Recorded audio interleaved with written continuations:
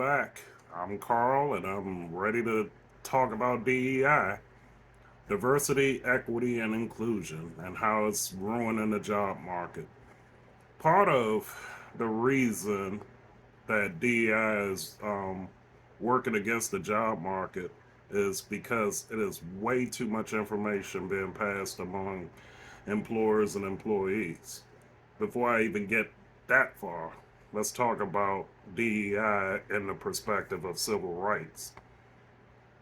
From the 60s, you had opportunities that came out of affirmative action and other, you know, employee based hiring that balanced off the market. Like you would have to every five white hires, you had to hire a minority and so forth. To every 10 men that you hired, you had to hire two women, so forth and so on. They did it with numbers, not necessarily with skill set and, prominence and so forth. Basically, it was almost a quota hiring versus let's actually give this person a full on interview and see if this person's actually a fit and bring them on. But within that, you had a lot of the good old boy hiring that happened where, okay, we served in a war together, I know you, I know your family. We'll go ahead and just hire them based off of that mutual respect and admiration and so forth, not even knowing what your skill set is, and we'll bring you on, train you up, and get you going and so forth, you know. And obviously, most minorities didn't get opportunities like that. I'm not gonna lie, in the 70s, my dad was one of those rare minorities where it was like, Carl Sr., he could go around, and most people called him Butch anyway. Um, he would go around, and I've had, I've heard conversations at Georgetown in Washington, D.C., with him and Mr. Half, Mr. Herbert Half, who used to own Crown Books. Look him up on Google or whatever. He was a prominent millionaire at that time when being a millionaire actually meant something.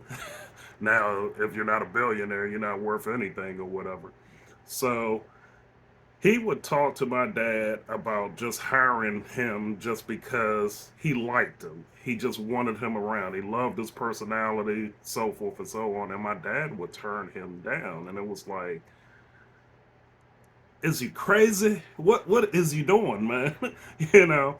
And I realized then, what those hook 'em up jobs were. It was just like, somebody liked you, somebody liked you on a personal level, and then they tried to bring you in based off of those interactions that you had, or you know some of the networking situations and so forth. So fast forward to today, you know you have a lot of unequal hiring practice between women, men, black, white, Asian, Hispanic, whatever. Um, and of course the LGBTQIA plus community, you know. Um, and then even within that hiring, some of the promotion, you know, this guy became a manager before this guy, even though this guy had more experience or whatever, and is a better, probably will be a better fit in that role than this other guy, or this other woman was better than most of the guys that were there, but she's always getting denied promotional opportunities. So with that in your head, with all these different groups not quote unquote equally represented, that's where you know diversity, equity, and inclusion came in at. The inclusion part is, let's just say, this person's religion, they don't work on a certain day. You know, they feel like, oh, well, why does such and such get to take off this day and we all gotta work and I'm this religion. We're off at this time. So where do I get my days off? That's where personal leave came in as opposed to just sick and vacation, you know. So that's where the inclusion part comes in. And then some people, they're very active in causes. It could be animal rights, it could be, environment, it could be, civil rights and people issues and so forth, whatever it is. So now you have this diversity, you have the equity. It's like we're all playing on an equal playing field. We have inclusion because, okay, this one worships Jesus, this one worships Satan, this one worships, insert God here or, whatever. And we're all being inclusive regardless of the background. So, where it went wrong at is when you include everything, you exclude other things. So, working within a DEI based company, you find it harder to actually do your job because it's not about the job anymore, it's about the culture. And some companies have a very good culture, very open minded about certain things and so forth. But ultimately, you got to be productive. I mean, if you work in accounting, you work in finance, you work in IT, doesn't matter, legal, whatever industry that you're in, and whatever job that you perform, you are there to do a job. Now, if these companies allow this to happen, that's on them. But if the company doesn't allow this and the employees revolt, unfortunately, you know, unless their hiring practices are wrong, like, they're always hiring this one type of employee with this one type of background, you know, we're looking at production. It's kind of like I can criticize some people for, whatever cause they have, just as I can criticize the company for some of the stuff that they back and so forth. But the bottom line is if you're in business, you're there to make money and make profit. And you have to give a safe, balanced work environment for people that are there. Because not everybody may not believe in your cause. Some people may not be dog people. Some people may not be cat people. Some people don't like kids. Some people don't care about the LGBTQIA plus community. Some people don't care about, other religions and stuff like that. Some people actually want to do their job and they don't want to be included in a lot of that stuff. So where DEI ruined the job market was basically like it took away time from productivity for you to take classes on team building, take classes on subjects that you may not personally even deal with or even think about because you're kind of there to do your job. That's what pushed me out of working for corporations and government was the fact that I'm not here for a cause unless that was part of the onboarding process. Like if I go to work for a charity and the charity is about, kids with cancer, then obviously I can't sit over there and have a negative word to say about it. And then it might be part of the process for me to go and, you know, to a hospital or to an event and watch some of the company based, videos on that subject and so forth to have a better understanding and to be part of the cause. Because the company was set up that way and I chose to work there, they chose to hire me. So we have a based agreement that this is what I need to do as part of my job, regardless of what my job was. You know, now if I work for a base corporate organization Let's just say, I work for Xerox and they don't have causes and charities and all of that that's within there. It's like, you need to be fixated on your job. Something happens like the George Floyd incident, something happens like, a police beating and so forth. And then employees within that company try to start something in there to say that Xerox needs to support these causes, and then it goes into the political realm. I don't think that belongs in a workplace. I really don't. You know, yes, being a minority, you would think, oh yeah, you need to jump on these causes, and if you don't, you're a sellout. Blah blah blah.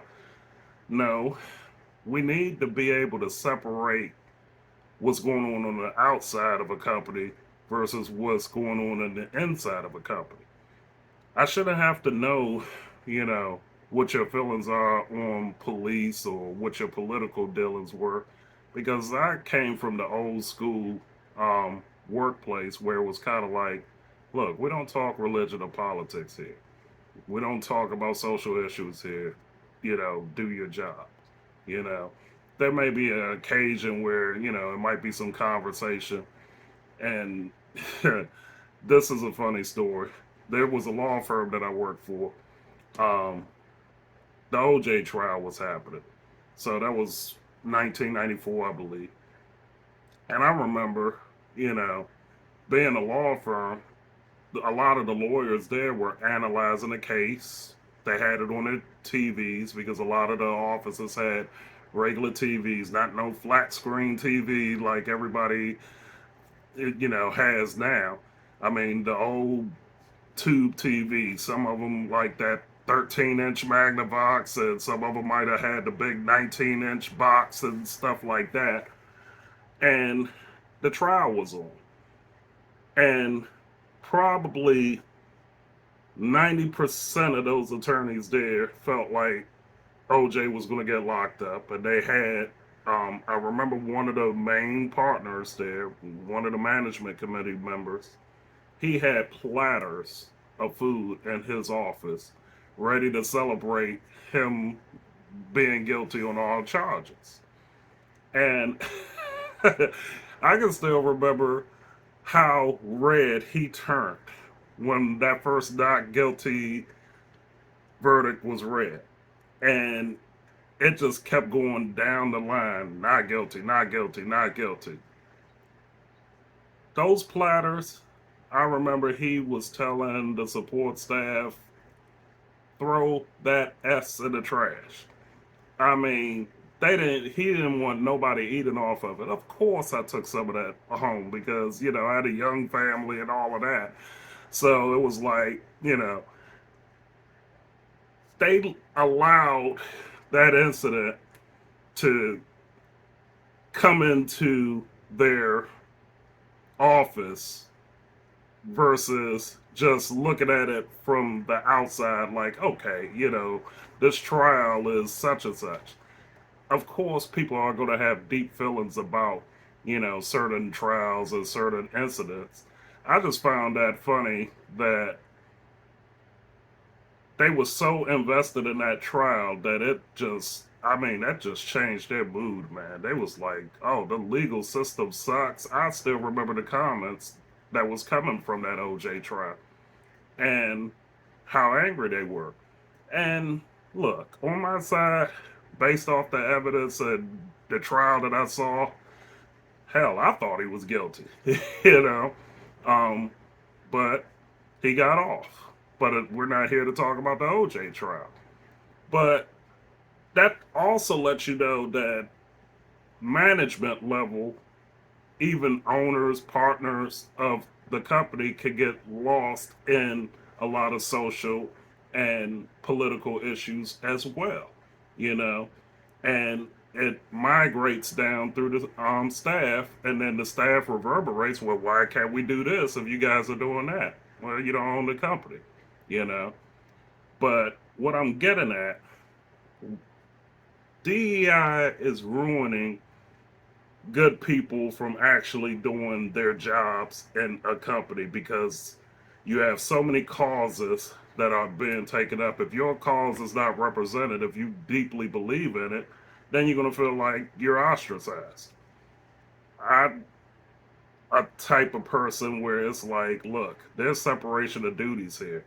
If I'm working for you and I'm doing accounting work, computer work, whatever, that's what my job is there. Not to listen about what your sexual orientation is. I may or may not believe in you and your cause, but it's not my responsibility to endorse your cause. Just like you may have certain mental health issues. I'm not there to be a psychiatrist. I'm not there to be your support system. You know, my job is to do what the job entails me to do while I'm there from whatever time to whatever time, you know. Just as the company should not force you to do causal actions like team building exercises that's going to take you away from the project that you're working on, you know. So they ruin the work life balance based off of some of the causes that come in there. To me, if you fit into any place, I should look at you no different than I look at the next man, the next woman. Doesn't matter if you trans, doesn't matter if you gay, doesn't matter if you straight, black, white, Asian, you know, Islander, doesn't matter. I don't care where you came from. Hell, you could have came from Saturn. I don't care where you came from. It's like we're all there to do a job. And I think what's being lost into that is the downward pressure for people to accept things that really has nothing to do with their job. And the one funny thing that I saw come out of the 90s was duties as assigned as part of the job description. Because before that, you didn't have that in a lot of job applications and description of the duties that you would take on. Soon as somebody came up with a brilliant idea of putting duties as assigned, that means whatever they give you, that's going to be part of your job, even if it's training that you don't need, even if it's, you know, I guess, propaganda based videos that's going to make you take up certain causes that, whether in your heart or mind that you believe in, it doesn't have a place there because you need to do your job.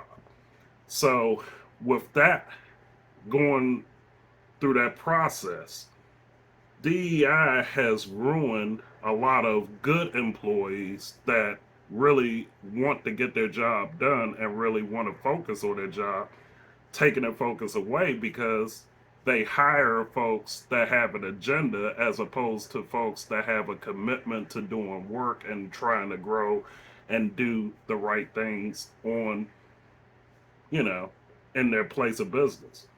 And it's not right and it's not fair to good workers that people like that dominate the workplace. It's not fair that HR is forced to hire folks just to show that they are a diverse company.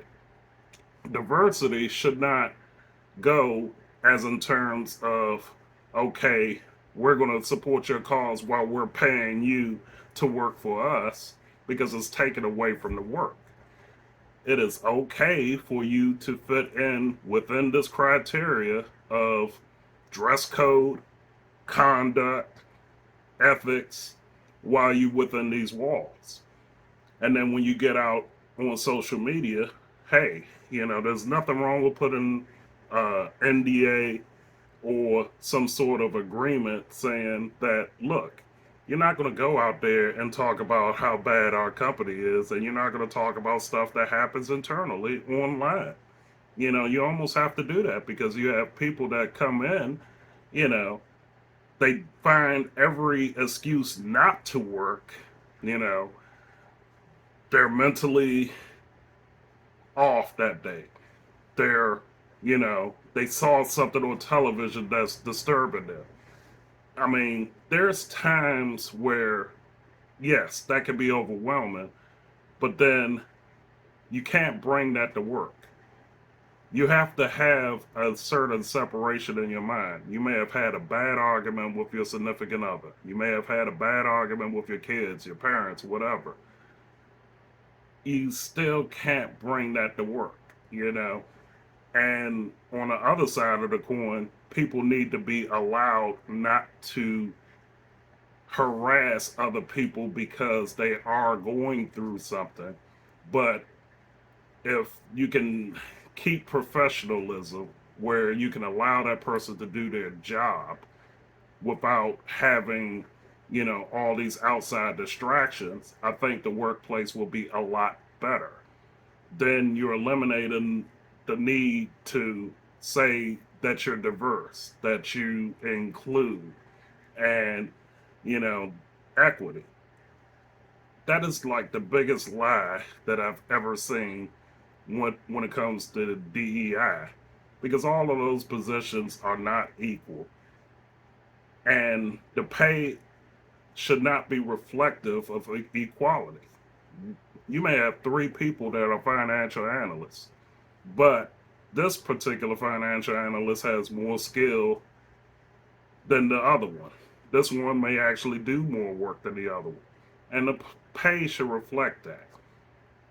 It should not be equal pay going across the scales for every position, even in retail, even in like Target, Walmart, places like that. All those associates should not be making the same amount of money if their production doesn't reflect what they actually do, because that gives them no incentive to do better. That gives other people an incentive not to do, you know, their job. It's like, well, I'm just another number anyway. That's what diversity, equity, and inclusion is doing to the workplace as well. It's making people less productive because there's no goal to measure yourself against. Because if you all are making the same money, I don't have any incentive to perform because there's no upward mobility, and I'm not going to get a raise that's going to reflect it because we all went into this together to make the minimum wage $15 an hour, and you're making probably $16, $17 an hour. And outside of overtime, what incentive do you have to do anything? And then on top of that, they're making you support causes and believe in certain aspects of the job that it's like, I don't care if such and such is gay. I don't care if such and such is black or white. You know, why should I care? I don't care if this person, worships Satan or worships Jesus. I'm just there to do my job. And you make people try to care about something that means absolutely nothing to them in the grand scheme of things.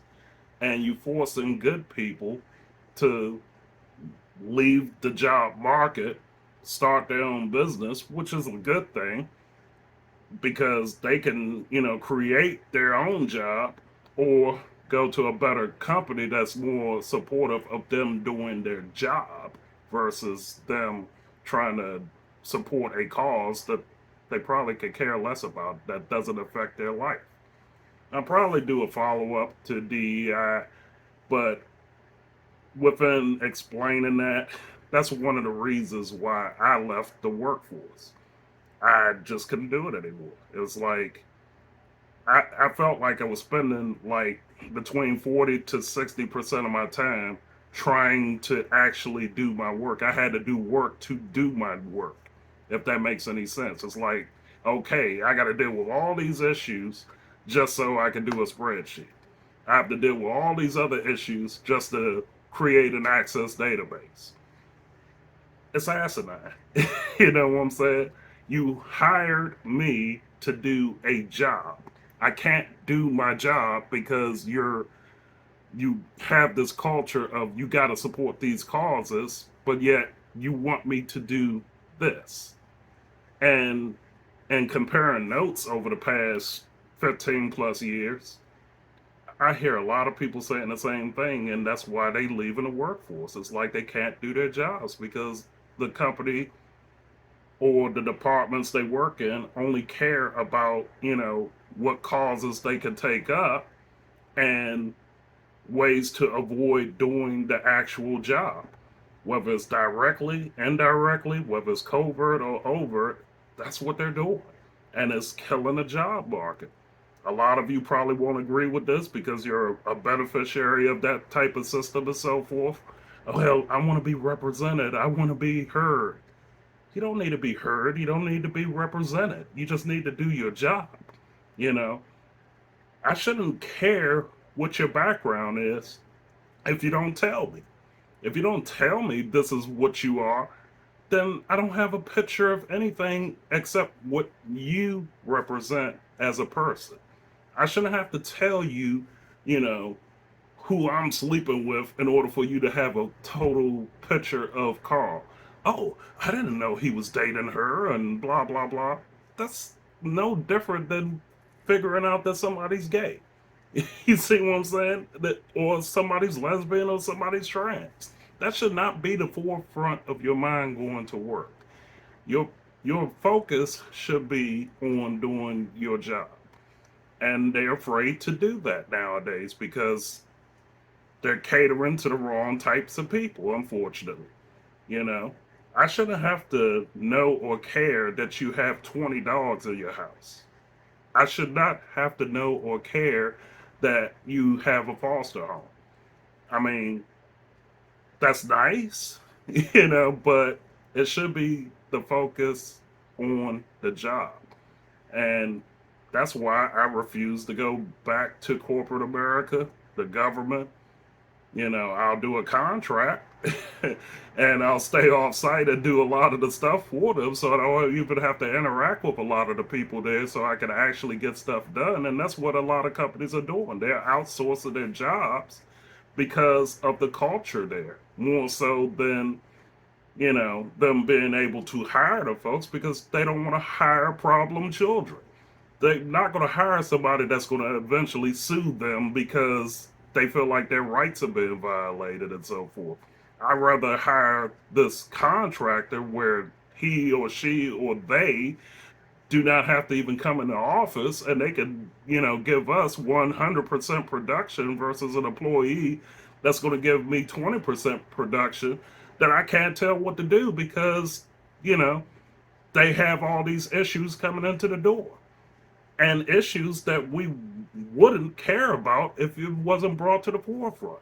That's what the problem is in society. You got to understand the transaction is you needing a job, the company needs you there to perform that job, and that's what it should be. It shouldn't have to be a personal vendetta, against company X and employee Y and all of this other stuff. So I'm sure I'm going to get some hate with this, and I'm sure a lot of people are going to like what I'm saying, but I'm just telling the truth. That's why DEI, diversity, equity, and inclusion, is ruining the job market because of some of the stuff that I said. It may be some stuff that I left out, but we could do another part to it. Until next time.